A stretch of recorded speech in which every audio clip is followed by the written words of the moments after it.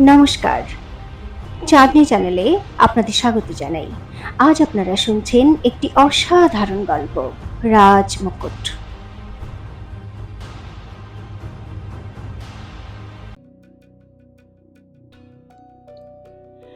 রাতের দ্বিতীয় প্রহর শুরু হয়ে গিয়েছিল।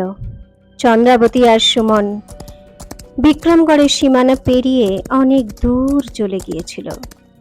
সামনে একটা লম্বা উঁচু নিচু রাস্তা ছিল। দুজনেই নিজের নিজের ঘোড়ার গতি কমিয়ে দিল।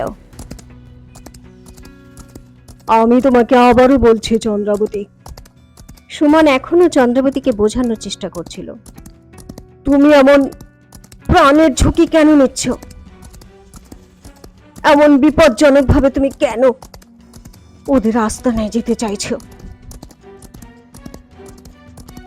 আর যদি কখনো তোমার স্বামী বীরেন্দ্র প্রতাপ জানতে পারে যে তুমি লুকিয়ে লুকিয়ে এই দস্যুদের সঙ্গে দেখা করতে গিয়েছিলে, তাহলে ও তো তোমার উপর জীবনেও কখনো বিশ্বাস করবে না। কেন? চন্দ্রবতী ওর দিকে তাকিয়ে বলল। ও কিভাবে জানতে পারবে? তুমি কি ওকে বলে দেবে? সুমন থতমত খেয়ে গেল। চন্দ্রাবতী হেসে বলল, তুমি বীরেন্দ্র প্রতাপের সম্পর্কে এখনো কিছুই জানো না।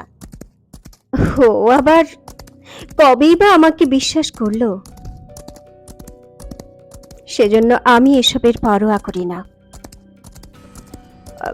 কিন্তু চন্দ্রাবতী, সুমন ওকে থামিয়ে দিয়ে বলল, চন্দ্রাবতী, এই সময় তো সব দিক থেকে খেলার দান তোমার হাতের মুঠোয়। রাজমাতা তোমার হাতে সব অধিকার তুলে দিয়েছেন। যমুনার কথা জানার পর বীরেন্দ্র প্রতাপের ভরসা তোমার উপর আরো বেড়ে যাবে। তুমি যদি চাও এখন ধীরে ধীরে সবকিছু নিজের হাতের মুঠোর মধ্যে করে ফেলতেই পারো। তাহলে কেনই বা এই ঝামেলায় জড়াতে যাচ্ছ? চন্দ্রবতী অনেকক্ষণ চুপ করে থাকার পর গভীর স্বরে বলল, এটা আমি অগ্নির জন্য করছি সুমন। ও আমার জন্য নিজের সব কিছু ত্যাগ করে দিয়েছে, নিজের দলকে নিজের প্রাণের শত্রু বানিয়ে ফেলেছে। আমি ওকে সব সময় সুরক্ষিত দেখতে চাই।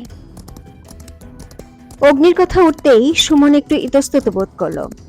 ও একটু তীক্ষ্ণ স্বরেই জিজ্ঞাসা করলো, ভাবো, যদি ওই দস্যু দল তোমাকে ওদের কাছে বন্দি করে নেয়, তখন তখন কি করবে তুমি? ওরা তোমাকে যদি আটকে রাখে, যদি উল্টো পাল্টা দাবি করতে থাকে বীরেন্দ্র প্রতাপের কাছে, অথবা অগ্নি সিংকেও ওদের কাছে আত্মসমর্পণ করতে বাধ্য করে, তাহলে কি করবে তুমি? চন্দ্রবতী সুমনের দিকে এমন ভাবে তাকালো যেন ও কোনো বাচ্চাদের মতো কথা বলে ফেলেছে। তুমি এসব চিন্তা করো না সুমন, চন্দ্রবতী আত্মবিশ্বাসের সঙ্গে বলল। যদি এসব করার ইচ্ছা ওদের থাকতো, তাহলে ওরা অনেক আগেই করে ফেলতে পারতো। এখন একটু তাড়াতাড়ি চলো তো। একথা বলে ও নিজের ঘোড়ার গতি বাড়িয়ে দিল। সারা রাত অক্লান্তভাবে ঘোড়া ছুটিয়ে প্রায় ভোরবেলা ওরা দুজন নিস্তব্ধ ঘন জঙ্গলে পৌঁছল। জঙ্গলে প্রবেশ করা মাত্রই ঘন ঝোপঝাড় থেকে অনেক লোক বেরিয়ে ওদের সামনে দাঁড়িয়ে পড়ল। সবার হাতেই ধারালো অস্ত্র চকচক করছে। চন্দ্রবতী আর সুমন দুজনেই নিজের নিজের ঘোড়ার লাগাম টানল। তখনই জ্বলন্ত মশাল হাতে নিয়ে একজন লোক এগিয়ে এলো আর ওদের দুজনকে গভীরভাবে দেখতে লাগলো। আমি সুমন সিং। মনে মনে একটু ভয় পাওয়া সুমন নিজেকে সামলে নিয়ে বলল, উধম সিং এর লোক। এই দেখো আমার তাবিজ। আর উনি বিক্রমগড়ের মহারানী মা। একথা শুনে চন্দ্রবতী ওর কাছ থেকে রূপোর সেই তাবিজটা বার করলো। মশাল হাতে নিয়ে থাকা সেই লোকটা ধীরে হাসলো। তারপর নিজের সঙ্গীদের সঙ্গে একটা অদ্ভুত ভাষায় কথা বলতে লাগলো। চন্দ্রবতীর ভয়ে বুক কাঁপতে লাগলো যে ও সেই ভয়ঙ্কর পিণ্ডারি দস্যু দলের মধ্যে দাঁড়িয়ে রয়েছে, যাদের ভয়ঙ্কর কাহিনী ও ছোটবেলা থেকে শুনে আসছে। তোমরা দুজন এসো আমার সঙ্গে, মশাল হাতে নিয়ে থাকা লোকটা সুমনকে বলল, আর একদিক থেকে হাঁটতে শুরু করলো। কিছুক্ষণ পরে চন্দ্রাবতী আর সুমন সিং ওই লোকটার সঙ্গে জঙ্গলের সবচেয়ে গভীর অঞ্চলে এসে পৌঁছল। সামনে একটু উঁচু জায়গায় একটা গুহা ছিল। গুহার সামনে একটা মশাল জ্বলছিল। ভেতরে চলো, একজন লোক বলল। চন্দ্রাবতী আর সুমন একটু ইতস্তত করে গুহায় ঢুকলো। ওদের সামনে একজন বলিষ্ঠ চেহারার পুরুষ বসে সুরা পান করছিল, যার মুখে একটা গভীর ক্ষতের দাগ ছিল, আর সেই দাগের জন্য ওর মুখটা ভয়ঙ্কর দেখাচ্ছিল। চন্দ্রাবতীকে দেখে ও পেয়ালা একদিকে রেখে দিল আর হেসে বলল, আমাকে অনেক অপেক্ষা করালে চন্দ্রাবতী, কিন্তু শেষমেশ এসেই পড়লে। এসো এসো, বসো। চন্দ্রাবতী আর সুমন ওর সামনে বসে পড়ল। আমার নাম করিম খান। চন্দ্রাবতী, লোকটা আরো বলল, তোমার শ্বশুর মশাই অর্থাৎ বীরেন্দ্র প্রতাপের বাবা সুরেন্দ্র প্রতাপ সিং আমাদের পিণ্ডারি দলকে তো প্রায় নিশ্চিহ্নই করে দিয়েছিল। তখন আমার বাবা এই দস্যু দলের সর্দার ছিল, যাকে সুরেন্দ্র প্রতাপ সিং সব প্রজাদের সামনে মৃত্যুদণ্ড দিয়েছিল, যাতে মানুষের মন থেকে আমাদের প্রতি থাকা ভয় দূর করে দিতে পারে। তোমার এই ইতিহাস আমি জানি। তখনই চন্দ্রাবতী ওকে থামিয়ে দিয়ে দাপটের সঙ্গে বলল, এতে আমার কোনো আগ্রহ নেই। তুমি শুধু কাজের কথা বলো। আমার সঙ্গে কেন যোগাযোগ করতে চাও? যমুনাকে রাজমহলে কেন পাঠালে? আর সুমন্তের হত্যা কেন আর কিসের জন্য করলে? করিম খান নামের ওই দস্যু দলের সর্দার অট্টহাসি হাসল।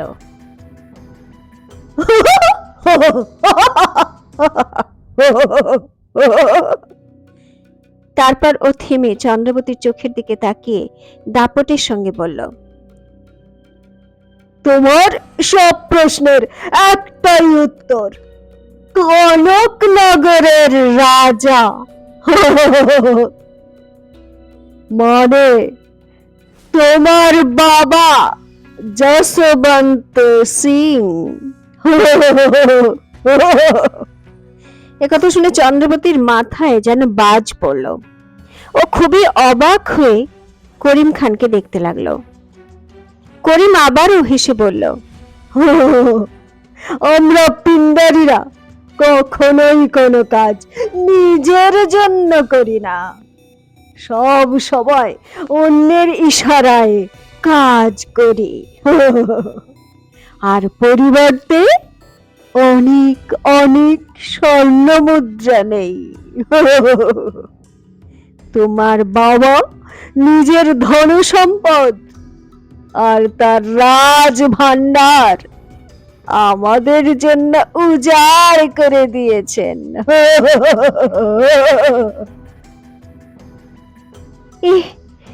এ তুমি কি সব বাজে কথা বলছো? চন্দ্রাবতী প্রচন্ড রেগে গেল।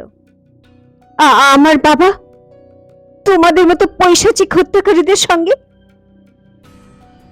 কেন সম্পর্ক রাখবেন? এটা ওনার অসহায়তা ছিল চন্দ্রাবতী। করিম খুব সহজেই বলল, কারণ তুমি তোমার উদ্দেশ্য পূরণে ব্যর্থ হয়েছ।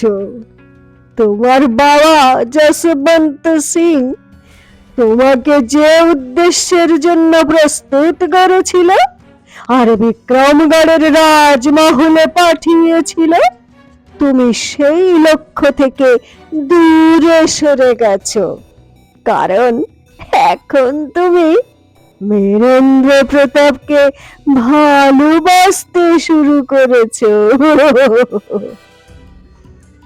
চন্দ্রাবতী এইসব কথা শুনে অবাক হয়ে গেল। ওর তো বিশ্বাসই হচ্ছিল না যে এই সব কিছুর পিছনে ওর বাবা মহারাজ যশবন্ত সিং এর হাত আছে। অর্থাৎ এতদিন যা কিছু হচ্ছিল সবকিছুই ওর বাবার পরিকল্পনা অনুযায়ী হচ্ছিল। তখনই করিম আরো বলল, অগ্নি সিং, অগ্নি সিং আমাদেরই সাথী ছিল। আমি ওকে একটা বিশেষ উদ্দেশ্যের জন্য প্রস্তুত করেছিলাম, কিন্তু তোমার সঙ্গে দেখা হওয়ার পরে ও নিজেও ওর উদ্দেশ্য থেকে দূরে সরে গেল। তারপর আমি যমুনা যাযাবরীকে প্রস্তুত করলাম, কিন্তু ও তো মহারানী হওয়ার স্বপ্ন দেখতে লাগলো। আমি না তোমাকে হত্যা করতে পারলাম আর না তোমাকে অপহরণ করতে পারলাম, কারণ তোমার বাবার অনুমতি ছিল না। সেই জন্য বারবার তোমার সঙ্গে যোগাযোগ করার চেষ্টা করেছিলাম। কিন্তু কিন্তু তোমরা কি চাও? চন্দ্রাবতী একটু রেগে গিয়ে বলল। করিম তো প্রথমে চুপ করে গেল, তারপর নিজের প্রতিটা কথায় জোর দিয়ে বলল, আমার নয়, তোমার বাবা যশবন্ত সিং এর ইচ্ছা যে বিক্রমগড়ের শাহী শিলমোহর দ্রুত ওনার হাতে তুলে দেওয়া হোক, আর তুমি এরপর চিরকালের জন্য বিক্রমগড় ছেড়ে কনকনগরে থাকো।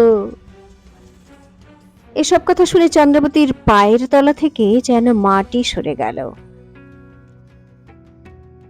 যবে থেকে ও বীরেন্দ্র প্রতাপকে বিয়ে করে বিক্রমগড়ের রাজমহলে এসেছিল, তবে থেকেই শাহী শিলমোহর হাসিল করার কাজ শুরু করে দিয়েছিল।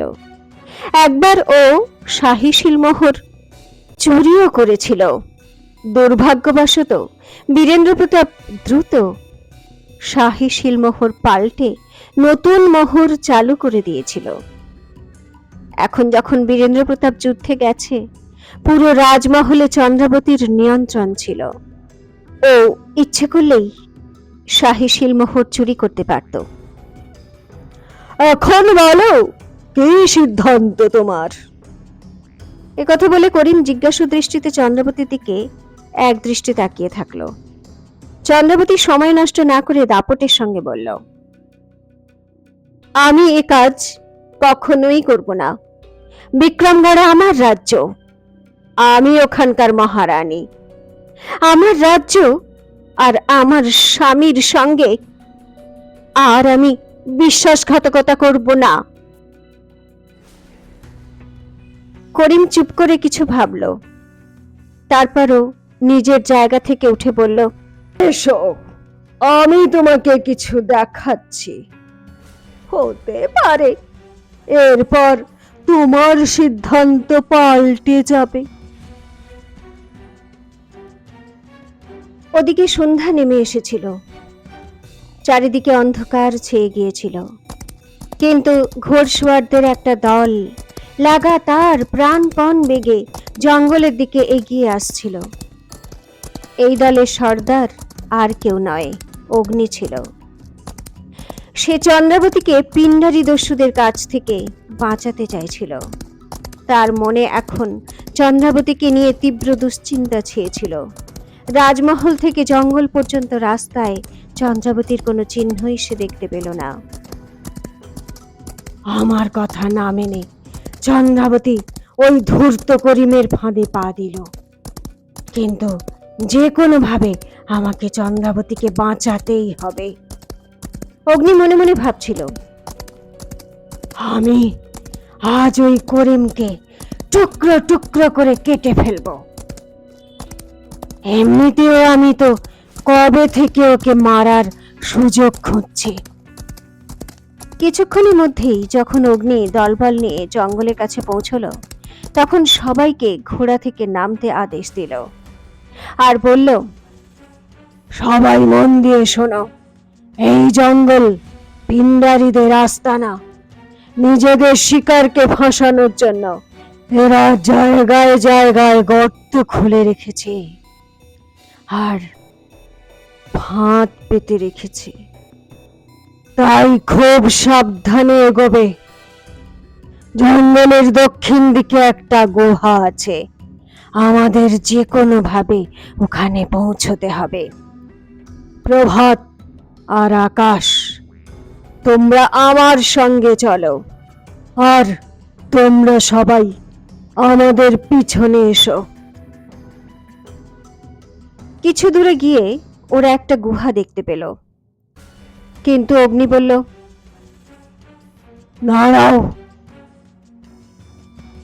আমার তো কেমন যেন মনে হচ্ছে কোনো গড়বড় আছে।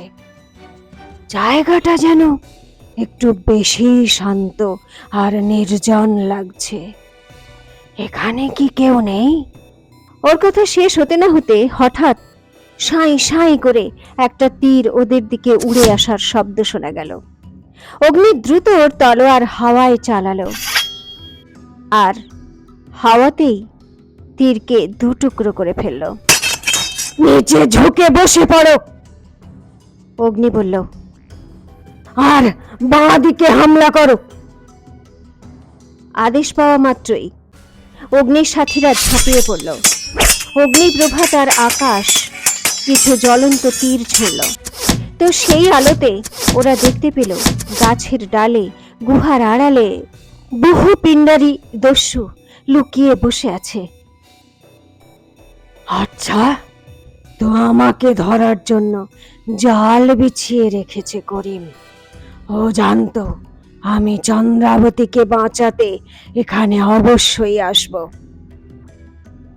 অগ্নি বলল, আর নিজের তলোয়ার হাওয়ায় দুলিয়ে একটা লম্বা লাফ দিল আর পিণ্ডারীদের উপর ঝাঁপিয়ে পড়ল। প্রভাত, আকাশ আর বাকিরাও অগ্নির সঙ্গে সঙ্গে পিণ্ডারীদের উপর ঝাঁপিয়ে পড়ল। দেখতে দেখতে মহাযুদ্ধ আরম্ভ হয়ে গেল। পিণ্ডারীরা সংখ্যায় অনেক বেশি ছিল, কিন্তু অগ্নি আর ওর সাথীদের আত্মবিশ্বাস তার চেয়েও অনেক বেশি ছিল। মেরে ফেলো সবাইকে! অগ্নির গলা নিস্তব্ধ জঙ্গলে বাঘের মতো গর্জে উঠল। কাউকে ছাড়বে না! অগ্নির সাথীদের শক্তি যেন দ্বিগুণ বেড়ে গেল। ওরা তীর, তলোয়ার, বর্ষা, কাটারি ইত্যাদি নিয়ে প্রবল বেগে ঝাঁপিয়ে পড়ল ওদের উপর। পিণ্ডারীদের মধ্যে দৌড়াদৌড়ি শুরু হয়ে গেল। ওদের রক্তাক্ত দেহ এখানে ওখানে ছড়িয়ে পড়তে লাগলো। সুযোগ বুঝে অগ্নি গুহার মধ্যে ঢুকলো আর তলোয়ারের এক কোপে পিছন থেকে করিমের মাথা ধড় থেকে আলাদা করে দিল। অগ্নিকে দেখে চন্দ্রাবতী আর সুমন বিস্ময়ে হতবাক হয়ে গেল। অগ্নি, তুমি? চন্দ্রাবতী বিস্ময়ের ঘোর কাটিয়ে বলে উঠল। অগ্নি চন্দ্রাবতীর হাত ধরে বলল, চলো চলো এখান থেকে। সমস্ত পিণ্ডারীকে শেষ করে দিয়েছি আমরা, আর ভয় নেই। কিন্তু যমুনা, যমুনা তো এখানে নেই অগ্নি। চন্দ্রাবতী বলল, ওই যাযাবরীকে পরে দেখা যাবে, চলো তুমি। চন্দ্রাবতী আর সুমন অগ্নির সঙ্গে গুহা থেকে বাইরে বেরিয়ে এলো। বাইরে মুক্ত হাওয়ায় ওরা যেন স্বস্তির নিঃশ্বাস ছাড়ল। দুর্ধর্ষ পিণ্ডারীদের ওরা শেষ করে দিতে পেরেছে। ওদের মনের মধ্যে একটা আনন্দের শিহরণ খেলে গেল। চন্দ্রাবতী বলল, অগ্নি, তোমরা আমাকে এখন কনকনগরে নিয়ে চলো। অগ্নি অবাক হয়ে বলল, না চন্দ্রাবতী, রাজমহলে বীরেন্দ্র প্রতাপ নেই, তুমিও যদি না থাকো। ওর কথা শেষ হবার আগেই চন্দ্রাবতী বলল, রাজমহলে কিছু সৈন্য, পাহারাদার আর কিন্নররা তো আছে, কিন্তু আমাকে একবার বাবার সঙ্গে দেখা করতেই হবে। অগ্নি আর কিছু বলতে পারল না। ওরা যে যার ঘোড়ায় চড়ে বসল। তারপর কনকনগর রাজমহলে এসে পৌঁছল। ওদিকে বিক্রমগড়ের রাজমহল থেকে পালানোর পর যমুনাকে করিম যুদ্ধক্ষেত্রে, যেখানে বীরেন্দ্র প্রতাপের শিবির ছিল, তার কিছু দূরে ছেড়ে দিয়ে এসেছিল। বীরেন্দ্র প্রতাপ যখন সেনাপতিদের সঙ্গে রণকৌশল নিয়ে আলোচনা করছিল, তখন সেখানে ক্ষতবিক্ষত রক্তাক্ত দেহ নিয়ে যমুনা এসে উপস্থিত হলো। ওর অবস্থা দেখে বীরেন্দ্র প্রতাপ চমকে উঠল। যমুনা, তুমি এখানে? ও বলল, আর তোমার এমন অবস্থা হলো কি করে? আমি তো তোমাকে রাজমহলের বিলাস ব্যসনে সুরক্ষিত রেখে এসেছিলাম, তাহলে? বাঁচান মহারাজ, আমাকে বাঁচান, যমুনা কাঁদতে কাঁদতে বলল।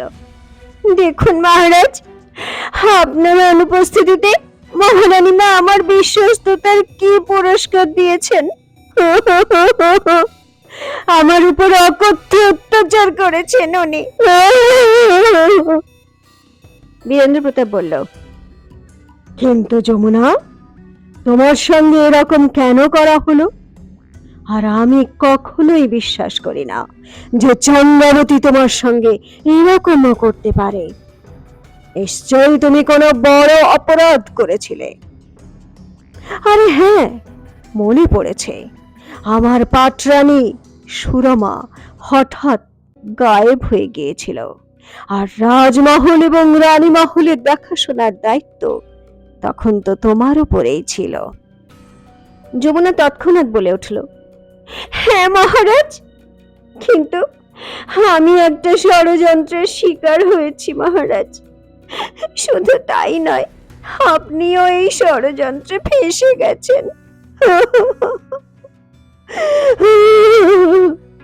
বীরেন্দ্র প্রতাপ বলল, কি বলতে চাইছো তুমি? চন্দ্রাবতীর উপর কোনো দোষারোপ করতে চাইছো না তো তুমি? যমুনা দু হাতে নিজের মাথা চেপে ধরে বলল, সত্যি হে আমার দুর্ভাগ্য মহারাজ, আপনি এখনো আমার উপর সন্দেহ করছেন।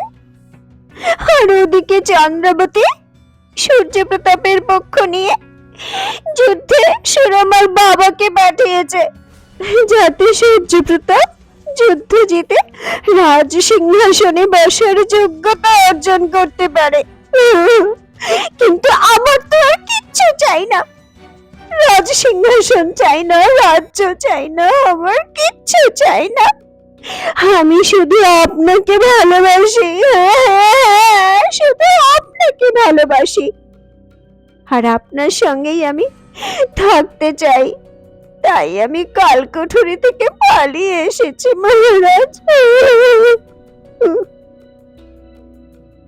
তুমি খুব ভালোই করেছো যমুনা, বীরেন্দ্র প্রতাপ বলল, কিন্তু এবার আমি আর ওই চন্দ্রাবতী আর সূর্য প্রতাপকে ছাড়ব না।